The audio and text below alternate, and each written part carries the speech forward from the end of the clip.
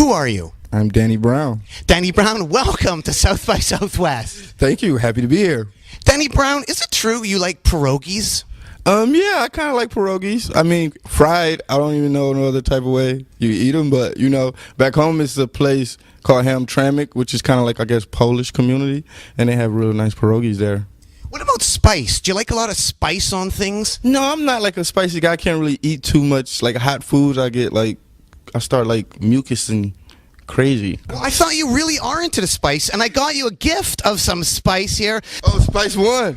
Oh, shit. This is like, okay, Spice One.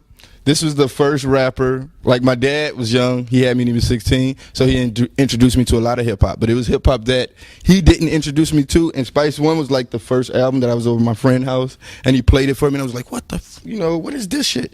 And, yeah, East Bay Gangster. So it was like tapes back then, so I made him dub me a copy, and I listened to this album countless times. That's a gift for you. Some vinyl for Danny Brown to welcome you. Thank you so much. And this actually has the instrumental version, so I might freestyle off this. East Bay Gangster is one of my favorite Spice One songs, actually. And I was also thinking about your dad some more.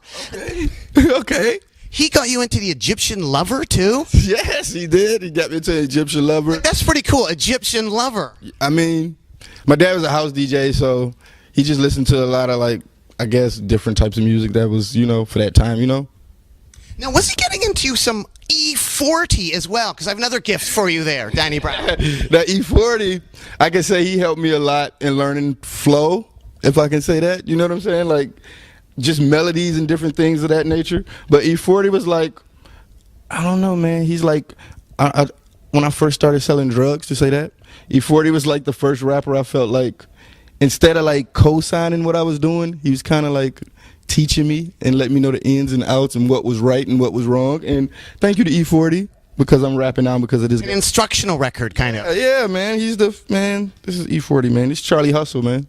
You know what I'm saying? Danny Brown, are you still mad at KFC? KFC? Why would I be mad at KFC? The KFC parking lot. Your teeth. Oh.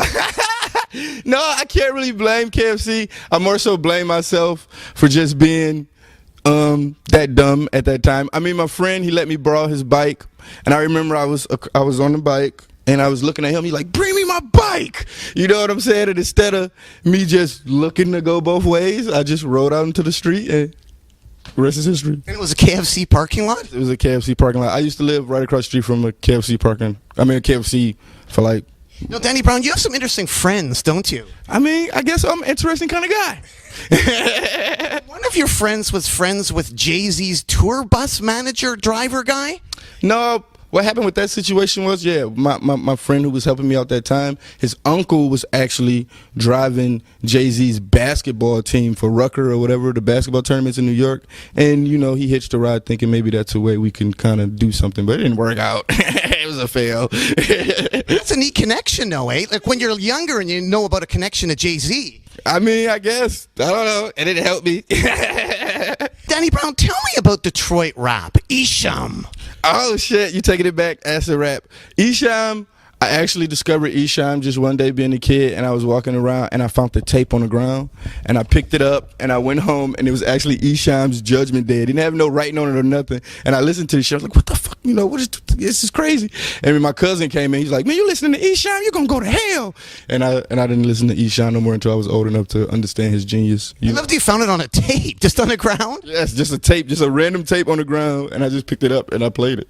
How about DJ Assault? Ass and titties. Ass and titties. Ass and titties. Like, a lot of people don't know, like, Detroit, like, I guess every city has, like, they thing, like, when you go to clubs and you go to parties and they have their music that you dance to. In Detroit, Ghetto Tech, DJ Assault, like, that's our DJ Godfather. Like, that's our shit, man. You know what I'm saying? Disco D. Like, I could go on and on about that, man. Danny Brown, what are the penis psalms? The penis psalms are actually my lyrics, I guess. You know what I'm saying? I mean, most of my raps, I guess, come from the dickhead instead of the brain sometime, I guess I'm thinking with my dick when I write. I don't know. You're not the first rapper from Detroit to think about his dick, are you? I guess. I don't know. Who was the other one? Well, we have one right here I'd like to ask you about. Mr.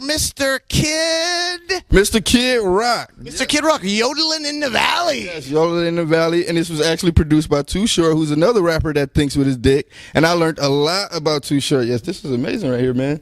This is, look at the hot top fade right here, man. Kid Rock. A lot of people don't know Kid Rock is like a real hip hop enthusiast. He's an excellent DJ. You know what I'm saying? So, love to Kid Rock, man. Has he ever given you any support? Does he reach out to Detroit at all? Do you know? Have you tried to hook up with him? I've never met Kid Rock. I was actually recording in the studio that he used to record in, so I felt some type of connection with that. You know what I'm saying? But I never met Kid Rock. Hope to one day. You know, I'm friends of friends with him. You know, so hopefully one day. Shouts out Kid Rock. Quote, I fuck Bad bitches. to. Stacey Lattisaw. So I have a gift for you there, Danny Brown. What do we have right here? Some?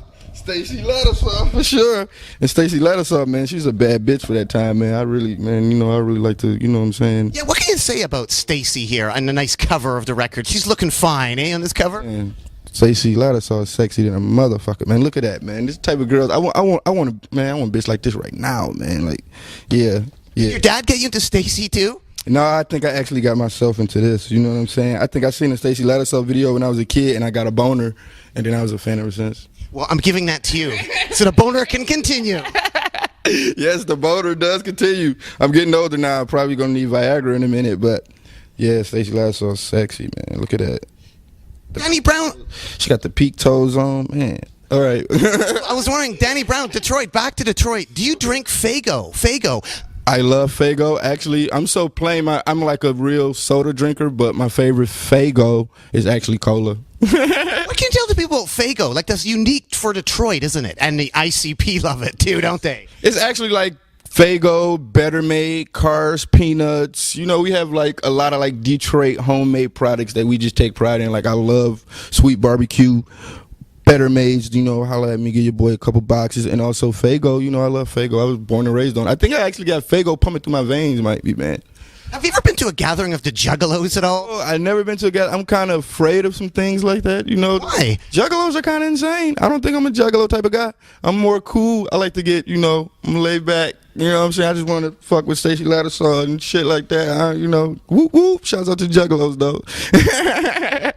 Danny Brown, what about the East Side Cheddar Boys? The East Side Cheddar Boys is actually one of the first group studios that let me use their studio, and I used to go record with them. Actually, one of the guys from East Side Cheddar Boys, Tough Tone, shouts out to Tough Tone. I used to battle rap that guy every day in high school. That was like my arch nemesis. And then once we got out of school, we ended up just being best friends, man, recording a lot. So shouts out to the East Side Cheddar Boy, rest in peace, Wipeout, you know. What is the frat house?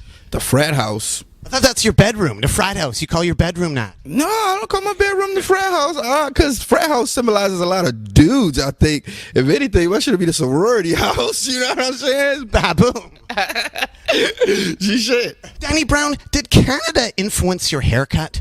I don't know if Canada did. I guess Arcade Fire. You know? Yes. Yeah, so I guess you can say that, yeah.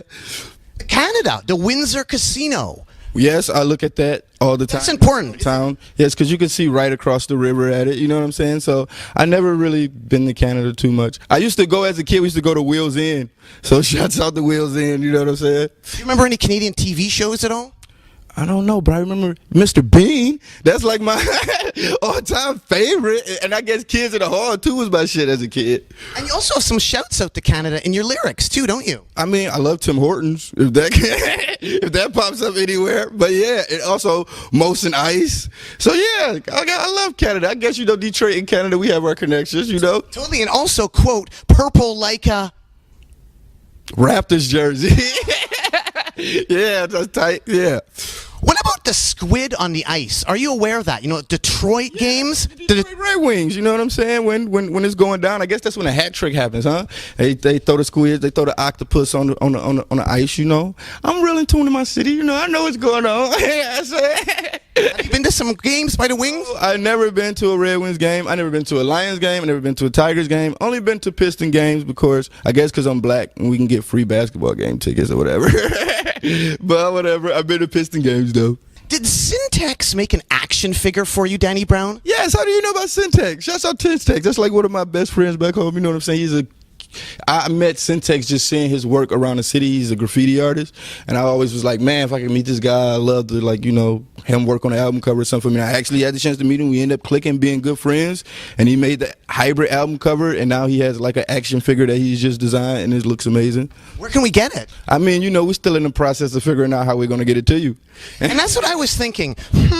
I'll have to give you some sort of little toy action figure to compensate while you wait for your doll. We have some break-dancing figurines for you, Danny Brown. Yeah, see, I used to have, I never had the, this is kind of weird, but I never had these. I always had the army guys, you know, the one he laying down on the ground with the gun and shit. I always had the army guys, but them shits used to hurt if you leave them around and wake up barefoot and step on them shits. So Or swallow them. Did you ever try to eat the army guys? I chewed on these shits all the time, though. And this one- I had a problem with chewing on my action figures. Like, all their hands would be disfigured by the time I get with them. I don't know. That's just, I guess that's why my teeth are so fucked up. I don't know. This one here, though, has a ghetto blaster as well. Like, I guess that's like the machine gun of the sort of hip-hop version. There's like a little ghetto blaster right there. I see the ghetto blaster, yes. Yes, this is like a hip-hop. When I see this, all I think about is do the right thing, though. Do you remember your first babysitter at all? Yeah, my first babysitter, yeah. She kind of like, you know, let me suck on her titties and stuff. She was kind of like freaky. She was way older than me, though, but yeah, she kind of put her hands on me. That's quite amazing. Yeah, I kind of liked it. It started off with that. Danny Brown, Detroit. Yes, man. Narwhal. Winding up here, Danny Brown, Dilla Day. You played Dilla Day. What can you tell the people about that? It was a whole day? Dilla Day. I mean, Dilla Day, I think that's the day we remember Jay Dilla. That pretty much is a whole day around the world, to be honest, I feel like, in some sense. But yeah, I played Dilla Day. You know, shouts out to Mon Duke. She hit me up and wanted me to come through. And I was honored to do that because, you know, I never met Jay Dilla. I just a fan of his music. I freestyle off a few of his beats, you know. So in some sense, for his moms to want me to come, you know, and perform, I felt real humble, and I was just gracious to do that, man. Lastly here, Danny Brown, have you had any Jamba Juice recently? No, I haven't had any Jamba Juice, but I could go for some right now for sure. All right, Danny Brown, anything else you want to add to the people out there at all? Narwhal is great, man. Shouts out to Narwhal. Well, thanks for the support, Danny Brown. Keep on rocking in the free world and doot doot-a-loot-doo. Doot doot. Yeah.